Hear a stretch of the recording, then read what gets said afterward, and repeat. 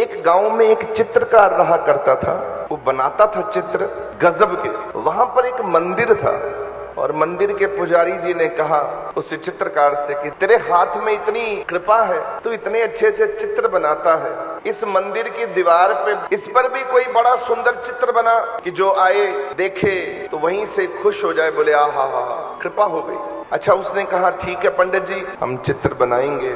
अब वो कहने लगा कि मैं चित्र बनाऊंगा भगवान कृष्ण का, और भगवान का चित्र ऐसा बनाऊंगा कि लगे लोगों को कि भगवान जी वहां पर साक्षात बैठे हैं। साथ में मैं चित्र बनाऊंगा कंस वध करते हुए भगवान कृष्ण का, कि जहां पर कंस का वध हो रहा है।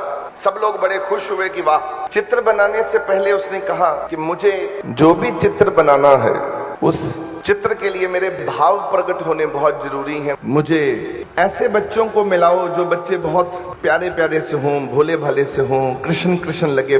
उसको एक स्कूल में लेके गए चित्रकार को, साथ में पंडित जी भी गए। वहां पर जब पहुंचे तो उन्होंने बच्चों को देखा। एक बच्चा उनको पसंद आया उसको कि ये बच्चा जो है कृष्ण की तरह लगता है, तो मैं इसी रूप को ही अपने भाव से, मैं अपने तरीके से मैं चित्र करूंगा। उस बच्चे को मंदिर में लेके गए और मंदिर में वहां पर बिठाया कुर्सी पर, और अब चित्रकार अपने चित्र बनाने के लिए लग गया। देखता जाता उस भोले से बच्चे को और चित्र बना रहा है। चित्र पूरा हो गया। लोगों ने कहा वाह, कमाल का चित्र बना, कमाल की कृपा हुई। सब लोगों ने बधाई दी उस चित्रकार को कि तूने तो कमाल कर दिया, इतना सुंदर भगवान कृष्ण साक्षात दिख रहे हैं। तो बच्चा भी बड़ा खुश हुआ कि मेरे को देखकर चित्र बना दिया भगवान जी का। अब चित्रकार ने अर्जियां डाली हुई थी कि मेरे को नौकरी कहीं मिल जाए। अब शहर से एक चिट्ठी आ गई कि उसको नौकरी मिल गई है। अब वो बीच में छोड़कर शहर में चला गया। कृष्ण जी का चित्र बनाया पर कंस का चित्र नहीं बना पाया। अब वो जब शहर में पहुंचा तो वहां पर जाकर भूल गया कि मुझे वापस आना है, कंस का चित्र बनाना है। अब जब वो बूढ़ा हुआ, 20 साल बीत गए, 25 साल हो गए। अब गांव में आया, इधर पंडित जी भी बूढ़े हो चुके थे। मत्था टेकने के लिए वो मंदिर में पहुंचा तो पंडित जी ने कहा कि बेटा, तूने 25 साल पहले ये भगवान कृष्ण का चित्र बनाया था और वापस चला गया था तू शहर में, ये अधूरा पड़ा हुआ है, इस पे कंस का चित्र रह गया है, तो इस बारी तू आया है, अपनी सेवा पूरी करके जा। चित्रकार ने कहा ठीक है, माफी चाहता हूं, अपने कामों में लग गया, ये मेरी गलती है, पर अब मैं चित्र को पूरा करके वापस जाऊंगा। अच्छा, फिर मुझे ऐसा कोई चेहरा दिखाओ जो कंस लगे, तो मेरे अंदर भाव पैदा हो, मैं कंस का चित्र बना सकूं।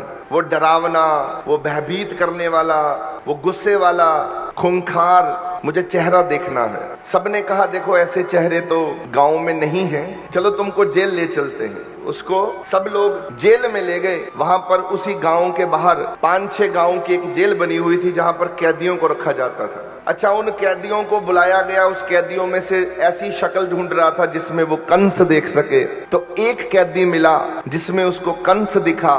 उसको बुला के कहता है कि मैं इसको लेके जाऊंगा। एक पुलिस वाला साथ में और उस कैदी को लेकर मंदिर वाली जगह पर लाए। अब जब मंदिर वाली जगह पे लाए, वो जो कैदी था वो जोर जोर से रोने लगा। उसको पूछा क्या हुआ भाई, तुमको क्यों रो रहे हो? अच्छा, उसने बताया कुछ नहीं, चुप रहा। और चित्र वो बना रहा था कंस का। जब कंस का चित्र बन गया, सब लोगों ने कहा वाह, क्या खूबसूरत चित्र बना है कंस का और भगवान का।